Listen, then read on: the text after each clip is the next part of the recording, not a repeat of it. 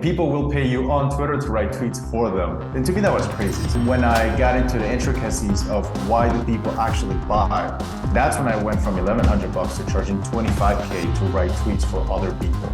You have no preparation for this. You didn't know I was going to ask you it. And let's just go through, how do you build an audience and then how do you monetize it? All right, guys, bang, bang. I've got JK here with me. I really wanted to have this conversation because you have an absolutely incredible story. It's a story that I think most people will look at and say, wow, that is part of this trend of the internet being able to take the American dream where anyone can come from anywhere in the world and can actually be successful, can achieve economic mobility. And the internet exported that globally anywhere else. If you have an internet connection, you now can participate and kind of capture this. And so JK, tell us a little bit about your story in terms of where you were born, where you live now, and then we'll get into this business that you just built and sold without ever meeting your co-founders. Yes, sir. Thanks for having me, man. So what's up, everybody? I'm JK. Recently sold Tweet Hunter, but the place like I really came from is I was born and raised in Guatemala. Really started business around 5 to 6 years ago, selling perfume like door to door and selling some shirts I saw with my grandma, and just kind of just selling like physical things, right? Going door to door, seeing how that went. And it was not until like when you said like 2020 around ish when the pandemic hit, when I was really thinking like, okay, I need to make some money, right?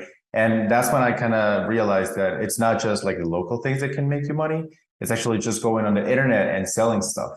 So I go on Twitter, and that's like the main thing I did. I went on Twitter and I saw people selling like info products and these like ebooks, and that it seemed interesting, right? Because at the time I was making like $250 a month, but then I saw people making $250,000 a month, like $100,000 a month. And to me, it was crazy, right? I just was never there, and I don't know. I just tried it, right? And just tweeting and kind of sharing my ideas, I realized there was a lot of other people that actually were into that space. Because in my mind, and this may be something you encounter, people think like when they think Twitter, it's just like, oh, it's just politics, it's just drama, it's just that kind of thing.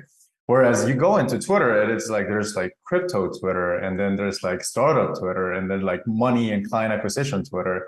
And going into it, I started figuring out how the client system works, how to get people like to buy high ticket stuff from you. And I just started doing that, started writing for other people's tweets.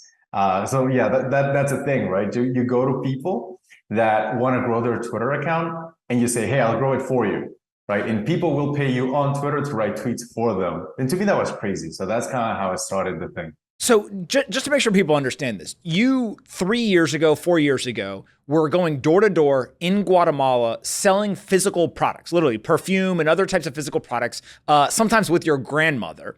And you knew about the internet. You obviously understood what people use the internet for in terms of searching or whatever, but had never thought about business as the internet as a business opportunity. And so once the pandemic hits, you then start to say to yourself, hey, I can't go out. I can't go do all these things that I used to do. How do I make money on the internet? And within a 3-year period, you were able to build a company and actually go ahead and sell that business, which I don't think you guys disclosed in terms of how much you each individually made, but it is much more than the $250 a month that you were making when you were going door to door selling things, correct? Yeah, that's right. And we actually did, if you want to talk about it. But the reason like when it started, it's because you kind of are like a product of your environment and you end up doing what the people around you are doing. So my first business, quote unquote, was the perfume thing, because my high school teacher, like, I don't know if you ever watched Breaking Bad, but it was kind of like that, right? So he was selling like secondhand perfume. And I just saw that, and then I imitated it. Yep. Right. Yeah, and then I was seeing Shark Tank and Gary Vee and doing like this, trash talk where he like buys stuff and then resells it. Yep. And I saw that and I was like, oh, let me try that. And then in 2020, because like I couldn't do anything, right? I just see what people are doing on Twitter, and I just kind of copy the trend of whatever was popular then. How much were you getting paid when you were writing other people's tweets? So you would go to them, you would say, hey, you want to grow a Twitter? It looks like I can help you do that. I'll write your tweets for you. What does that engagement look like when you first started? Right. So the way that worked was I was going to write maybe 5 tweets and a few threads a week for the person. And the way I priced my service was I wanted to make sure they got an ROI and they saw the immediate ROI. So my pricing actually changed depending on who I was writing for. So for example, first guy I wrote for, he sold a course at $750, right? So first guy ever, I've never had a sales call. And I was kind of like nervous, right? Because I've had a few calls in Spanish. I didn't know what I was doing in English. And I was like kind of freaking out a little bit. And then I wanted to charge him $750 on the call, right? And then like these dudes like used to closing 7-figure deals, right? And I'm there like chasing $750. And I tell him, it's not going to be $750 because we have a discount. It's actually $700, right? It's like pushing. And I kind of freaked out because I wanted to charge him $750. I charged $700 because I choked. And then when he didn't respond immediately, I freaked out again. And I'm like, oh, by the way, we have payment plans. You can pay half today and half next month, right? Kind of like that. Anyway, he was happy with it. So the first guy paid me $700. Second guy paid me like $1,100.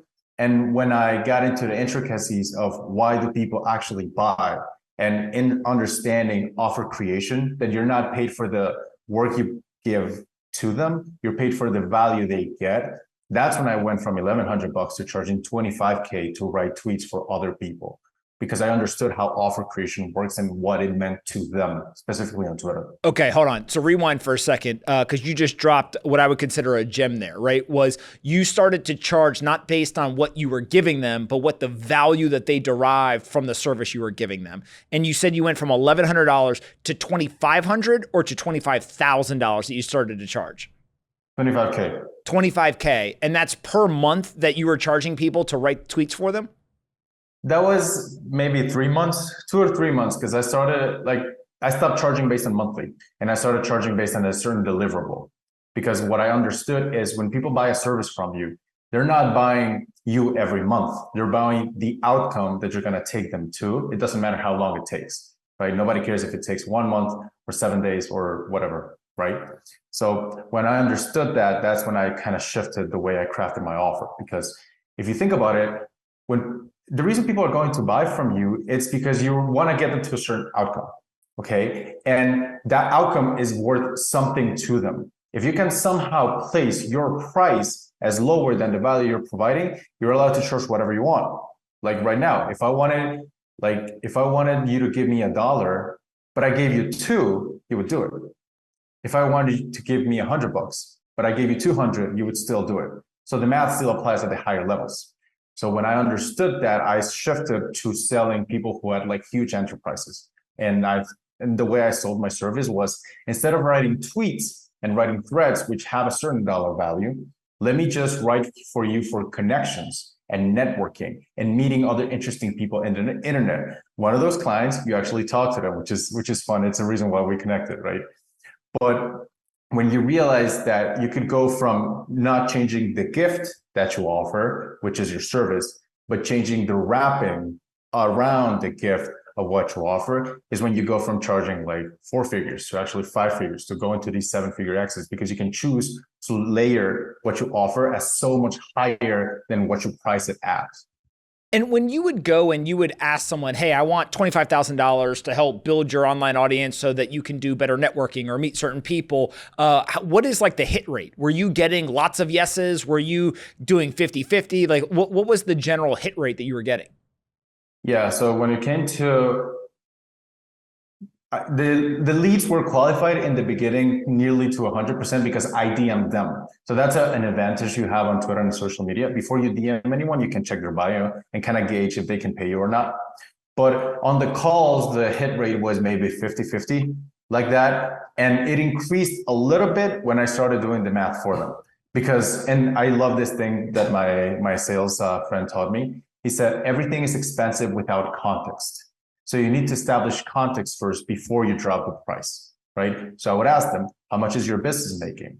Oh, well, how much is this connection worth to you? Who are you connecting with? What do you want to do in the future? What does it look like in 3 to 5 years? And when you paint those big numbers, then, and they tell you something like 100K, 250K, then 25K doesn't seem that much, right? Because you establish context before, it's all about perspective. So when it came to hit rate, it was maybe 50%. When I did the math with them and actually pulled the Google Sheets and the calculator, it was around 60 to 75%. So it went up. Yeah. And so how do you go from what I'll call a service-based business where you're getting paid almost like an agency to actually create content and help these people to then having a software product with Tweet Hunter that you were able to scale over time? What does that transition look like? Yeah, that was an interesting one because, and I got lucky twice, and I'm going to explain to you the two moments I got lucky. The first one was when I built the account, I built it off talking about ghostwriting and writing other people's tweets. I had around 20 to 25K. That was the first stroke of luck because Thibaut, who's a co-founder, actually DM'd me.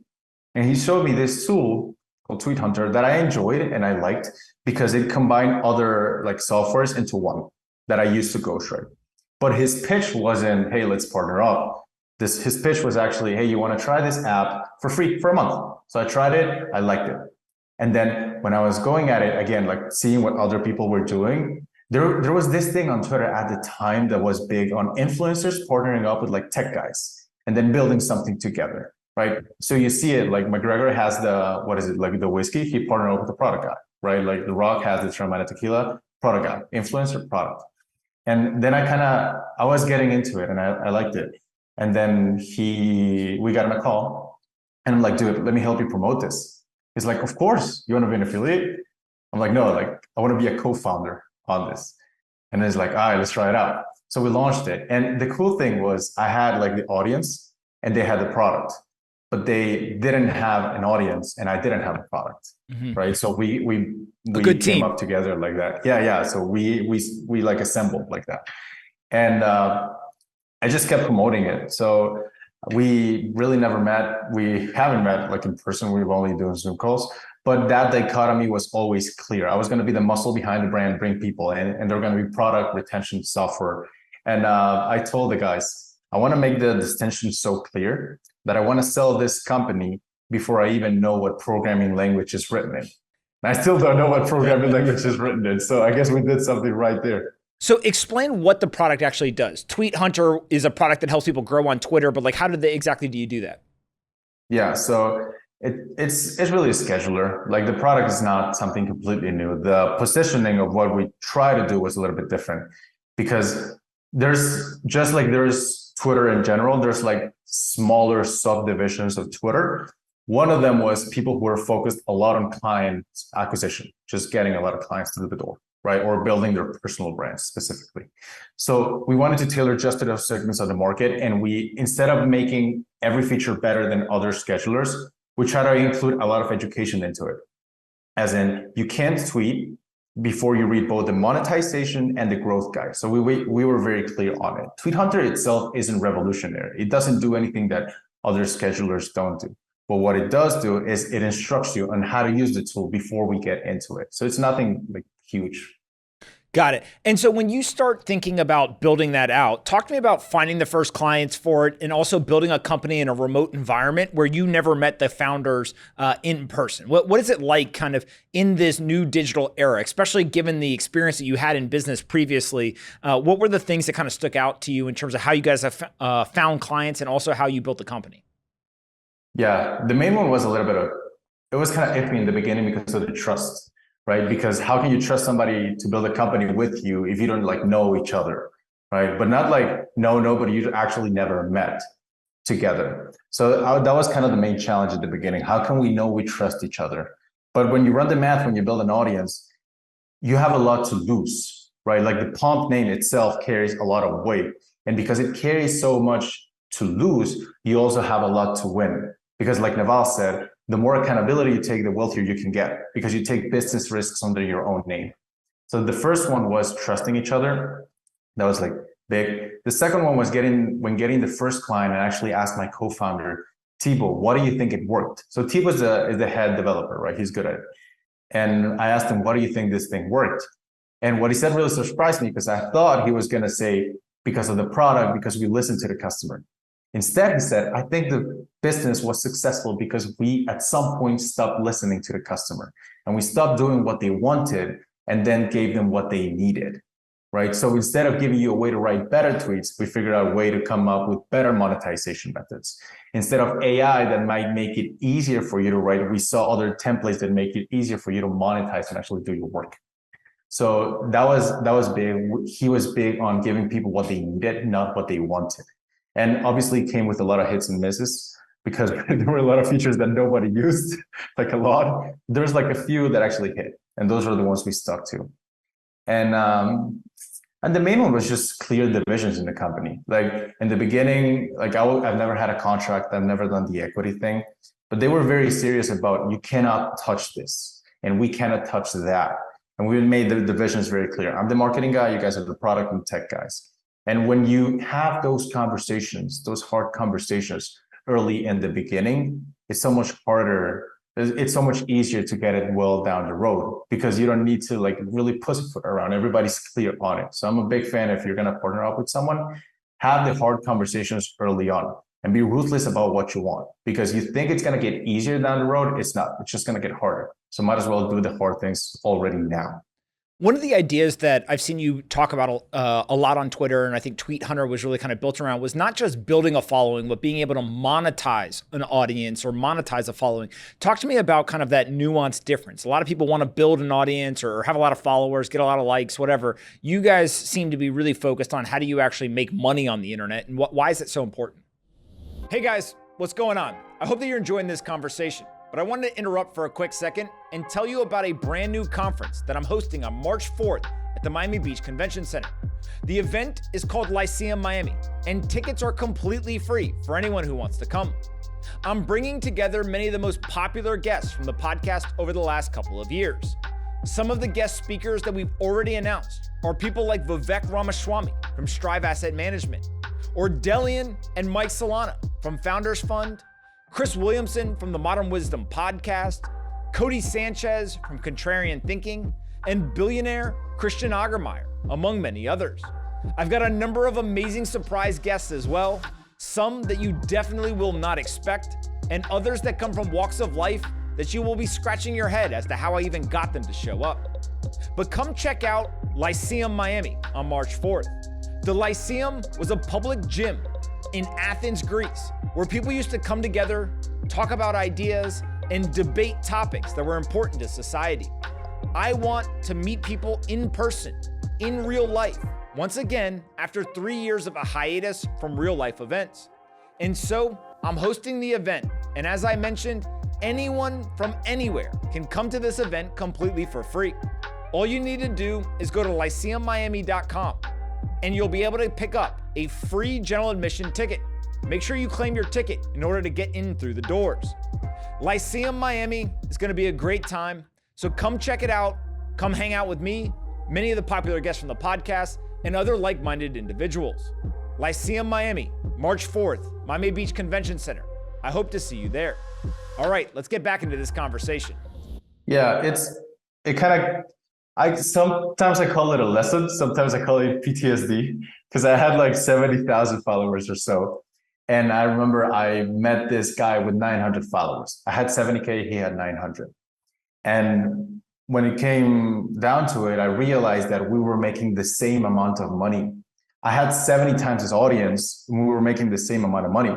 So it was like super embarrassing, right? And I thought I was the only one, but there's a lot of people with huge audiences that didn't know how to monetize. And when I realized why it is that way, it was kind of, I don't know, a little bit kind of disappointing in the way audience building is taught nowadays, because a lot of audience building is equal in people's minds to getting a lot of eyeballs on stuff, okay? And sometimes that's not what you want. What you really want are the right eyeballs on your stuff, because you could tweet about anything, right? Let's say you tweeted about 10 books that Warren Buffett recommends. And let's say it goes viral and it's an incredible video or incredible thread.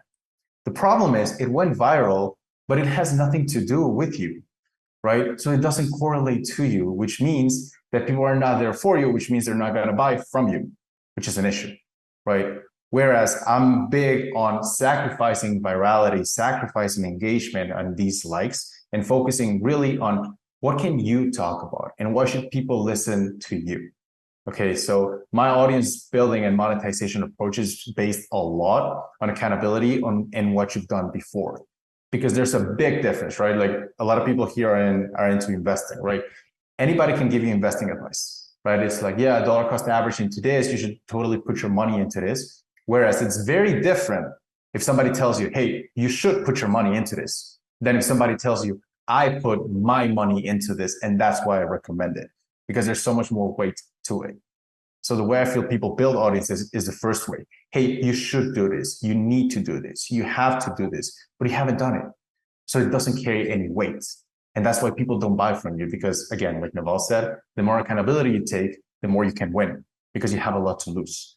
Like it's a really weird correlation, because the more you have to lose, you also you have a lot to gain, right? Whereas when you say, this is what worked for me, this is what I tried, this is what I did, suddenly people start correlating the things they read to you.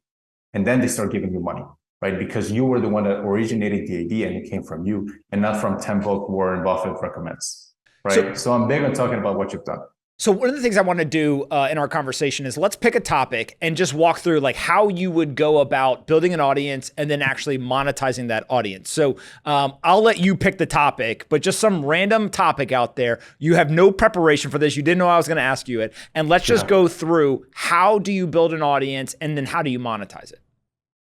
Right. All right. So this is an interesting one. And let's say you had to choose between 3 competitive advantages, right? And you're a locksmith. Right, you're really good at opening locks. You could choose between having an ad in the best part of town, that's traffic. 2, you could be the best locksmith in the world and be open those locks fast, that's offer. And the third one is you could be in a hot parking lot with a bunch of moms that left their kids inside their car with their keys and they can't get it, they can't open it. That's market. So which one would you choose if you had the 3? Most people would choose market, because it's like they're going to pay you a premium, whatever. You could break the window for all I know, and you would still make money. So my audience building and monetization approach starts with picking the right market, because how you're going to sell it isn't as important as what you're going to sell, which isn't as important as who you're going to sell it to. Because we want to sell to people with a lot of money that can pay you, that are great clients. So first thing is market. And what I would do there is I focus really on positioning and finding ways in which you cannot be better than everybody else, but you can be different than anybody else. So I'll give you an example from yesterday, right? Just yesterday, I had this fitness coach, just my client, and he was concerned he sounded like everybody else. And maybe that's you. You feel like you sound like everybody else and you find a way that's different. So what we did is we figured out what was your personal story. What did you do? What makes your thing different? Turns out he was skinny fat, right? And then he built the body.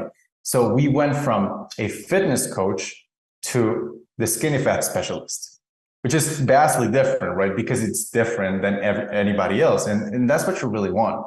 The other day, another one, he was an investor, right? No, he was a coach for people who wanted to raise money from investors. Now, the thing that makes him different is that he was an investor before. So while his competition is selling, hey, I'll show you how to raise money, he's saying, hey, I was an investor and I'm the investor that shows you how to raise money because I know that world. I know what buttons to pull or like what's to push and tricks to pull, right? So first thing is being different. Second thing is crafting the offer. And offer creation, people overcomplicate it because they feel like they need to get the offer like exactly right. And I remember when I was in high school, I had this friend and he always used to order a pizza. And when he ordered a pizza, we all get together around him. Because when he ordered a pizza, what he did is he did like a psychopath, he took the cheese out of the pizza, gave it to somebody and just ate the bread with the sauce, like you don't do that. But that taught me that people buy things for the most random reasons. And they might buy your stuff for the most random reasons. Like if you go to McDonald's and you want to buy a burger, what does a burger include? It's got like the lettuce, the tomato, the bun, the mayo, the sauce, the ketchup, the bacon, whatever. Now, what does McDonald's need to tell you to get you to buy? It's just Big Mac. That's it. That's all they need to tell you. Because that means that all the offer or the things you could offer people are not the things you should offer people. Because out of all your skill set that you currently have, there's 1 or 2 things that are the sexiest about that skill set, and that's what you should promote, right? So you craft the offer and you figure out what can you give people. And then it's just traffic, man. Like I'm big on the big like equalizer that you have. Yeah, you have over 1 million followers that I have and that somebody with 0 followers have. There's one big equalizer in there, and that's the DM button. It's talking to people. It's actually getting them and making connections by talking. right? Because you, me, and that guy, we fall to the same inbox. So I'm big on figuring out where is your market now that you know who they are and what makes you different. And then you figure out what to offer them and you send it to them on the DMs. So it's a very broad like simplification, but I'm big on being different, crafting an offer, and just being consistent with the outreach and talking to people so they'll book calls with you and actually buy. When you go and you look today at what people are doing, what are the biggest mistakes that they're making? Yeah, that's big. One is the biggest one is they talk about things that they have no authority on, right? So they'll post something around, hey, here are Jeff Bezos' 10 rules of success. I'm like, okay, cool. What are your rules of success? Like what qualifies you to say it? Or let's say, have you ever read the same phrase? Maybe it's a basic phrase, right? But you feel it differently depending on who's it from. Have you ever had that? Because it's not just the message that's being sent, it's also the messenger, right? For example, yeah, right. So you like I have like zero credibility on Bitcoin and crypto at all, right? So if you say, hey, Bitcoin's getting to this level, people take it seriously. If I say it, nobody cares. It could be the exact same thing, copy and paste it, but it comes from a different messenger. So people talk about things they haven't earned the right to talk about, like how to become a millionaire. If you're not a millionaire, you can't talk about that, right? How do you achieve financial freedom? If you don't have that, you can't talk about that. So instead of people, I would say, instead of them going broader and talking about more things, go narrower. If you can't be the king of the ocean, be the king of the lake. And if not, the river. And if not, the pond. And if not, the puddle. But find some place small enough and so small that there you are king. And then when you talk about, nobody can tell you anything because nobody's better at it than you. Like Naval said, be the best at what you do, redefine what it is until that's true. When you start trying to unpack the internet today, is Twitter the only platform that you focus on, or do you think that there's other platforms that could be valuable to people as well? I think it's the one you can stick to the most. And I actually want to get your input on that one, if I'm being selfish on this podcast today. But I like Twitter because it's the one that comes most naturally to me. Like I like to write things fast and just send it out there. However, and this is where I want to kind of discuss it with you, I'm seeing that YouTube, to me, builds like the strongest audiences because people feel like they just know you because they see your face and they listen to you so often. So I actually like to reverse it to you. What do you think? I think all of the different platforms have pros and cons, obviously. You can't just look at what the content type is. You also have to think about the delivery mechanism. So for example, it's very easy for YouTube to not allow people to see your content, right? There's a algorithmic feed. They may give you a boost or they may suppress something that you post. It could be because of the type of content, the title, click-through, completion time. Like there's so many variables that go into it. And so video is definitely the most intimate in terms of people are seeing you, they're hearing you, they can recognize you. There's all these things that make them kind of much more receptive to the message. But the delivery mechanism may actually be a friction point rather than a benefit. Compare that, let's say, with email. Email, for the most part, is unfiltered. If somebody's on your email list, you're going to get deliverability unless you've done something kind of crazy or people don't find it valuable. And so you're able to deliver over and over and over again, but it's written word. And so that can be somewhat intimate, but it's not nearly as much as video. And so what you start trying to think about is like there's stages to content creation, kind of the receptivity or the viewing experience, and then also the deliverer kind of pathway that you choose. And so some of the best people that I know, what they actually are able to do is they optimize at each stage for something different. And so they may say to themselves, okay, you know what I'm going to do is I'm going to record a podcast, let's say, and I'm going to have audio on an RSS feed. I know that if somebody subscribes to my RSS feed, there's no filtering, there's no algorithmic feed, it's going to get delivered. having myself talking in their ear is a pretty intimate experience, and it can drive somewhat of a connection, but they don't see me. So I'm actually going to record the video of that same exact podcast episode. I'm then going to deliver it via email. And then on top of that, I'm also going to post it on YouTube. And so I'm going to increase the surface area of the deliverability. And I'm going to say the people who want audio and find that the most kind of engaging platform, I'm there to serve them. People who are on YouTube or like the visual, I'm going to serve them there. So if you look at all of that, that's very different than Twitter, right? Or it's very different than Instagram. It's very different than a TikTok. But what I do think becomes fascinating, kind of what you're hinting at, is if you take TikTok and YouTube and you put them side by side, I don't think most people could name the individuals that they see on TikTok on a day-to-day basis. They would have to describe it to a friend. They'd be like, oh, did you see X person, or that person who does, Y, or the person who had Z video, but they don't know their name. They don't have the connection with them. On YouTube, right. You watch a couple minutes of a YouTube video of someone, you probably know who they are. And so I do think that it's kind of this weird thing where there's a difference between short form feeds like TikTok that are just all about get to the next one, get to the next one, get to the next one. It's very addictive, but you don't build a connection with an individual.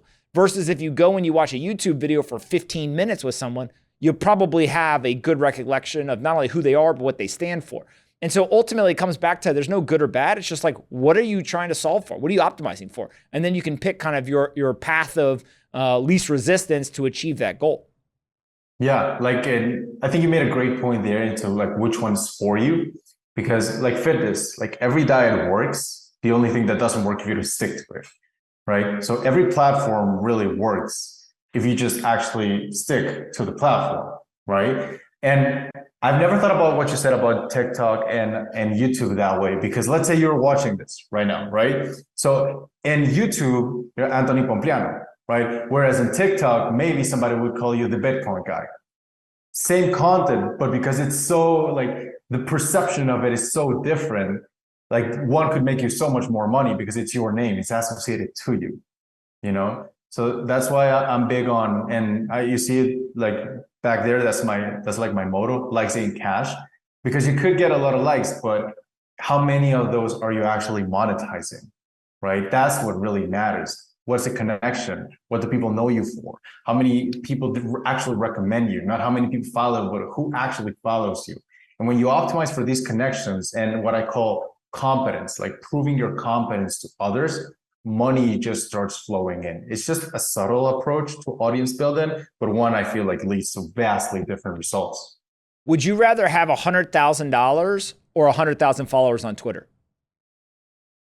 Depending on how I got them. Did I buy them?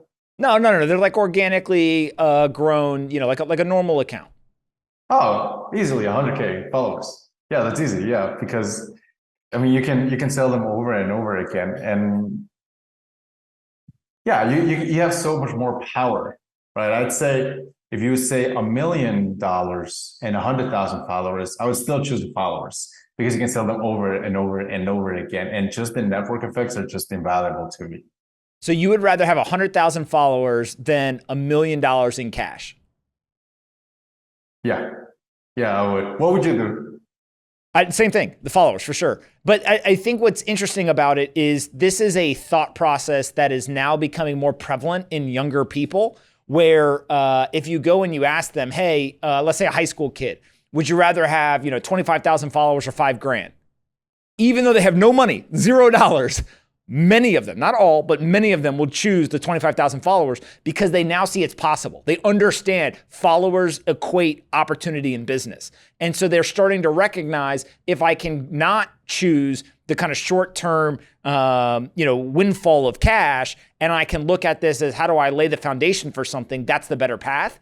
It's fascinating to me because I don't think 10 years ago, if you had said to someone, hey, do you want, $1 million or 100,000 followers? They'd be like, what? Of course, $1 million. I don't know how many of them had ever seen a path to actually building businesses and driving revenue. Now they've seen it, it becomes much more attainable to them. And that's why they're so interested in the followers, not just the cash. Let me turn it back to you. Would you have 10K email subs or 100,000 followers? I think email is by far the single most powerful platform. And again, it goes back to like, what are you trying to accomplish? Obviously, if you're just looking for, broad reach and virality, and kind of how do you grow your audience as fast as possible, you probably can do that all of that easier on Twitter. But in terms of connectivity to the audience, email to me is much, much better. It also allows you to actually write rather than have to fit everything into 280 characters. And so email, I think, is much powerful. Now, if you have a big Twitter audience, it's not hard to convert people from Twitter to an email list, right? And so naturally, an interesting question is to ask yourself, if you had to pick one platform to start on and build your initial audience that would then serve as the groundwork for everything else you wanted to do, I do think that Twitter is probably the place where it gives you the furthest head start. Not necessarily the only way to do it, but I do think that Twitter being the first one provides a lot of advantages. It allows you to fail fast too, because if you wanted to record a YouTube video, it's going to take you like a week for you to know if it was a success or not. Whereas when it comes to Twitter, it takes 20 minutes or like 2 seconds, right? You could just write it and see how it does. You just go like that. And maybe one thing I think we might agree on that the audience might find valuable is whatever platform you choose, one of your main goals should be to drive people to your email list because you own that, right? So whatever platform, it's not that the platforms are kings. It's the email list that's king. Platforms are just a way to get them into your list because you get the man hammer. That's it. I mean, you saw what happened to Andrew Tate, right? He had the big following, then just like poof, disappeared, right? And that is like it was just a weird situation. So whatever platform you choose, email is king if you want to funnel people to that, and you own it and you control it and you can monetize as many times as you want. What are you going to do next now that you guys sold Tweet Hunter? What's next on your agenda? Yeah, so about Tweet Hunter, the main lesson I got was think long term, and I started too many businesses, and I realized that I think I'm at a point where if I don't need to do too many things. If I could focus on one, just do that, then it'll be better. So now I'm just focusing on one business for the next 3 to 5 years. It's called Tweets and Clients. Where we show people how to monetize their audiences, not grow, but monetize. And I'm in it now for sure, just coaching now. I love it. Where can we send people to find you on the internet? All right, so if you want to find me, you can go to @1JK Molina. That's ONE, JK Molina on Twitter. You want to monetize your Twitter audience? I'm glad to help. If you want to grow your audience, I can't really help.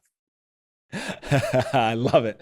All right, JK, listen, thank you so much for doing this. Again, I think you've got this incredible story from literally selling perfume door to door in Guatemala to selling a business for over $1 million within 3 years. It just speaks to the power of the internet, speaks to the power of your personal curiosity and your willingness to do the work. And I think that there's tons and tons of people who can find inspiration in your story, but also can learn quite a bit in terms of if they can acquire those skills, if they can put in the hard work. The internet really does export that American dream globally and provides an amazing opportunity for a lot of folks. So thank you so much for everything that you've done so far. And we wish you the best of luck as you continue. Thank you for having me, man. It was great. See you around.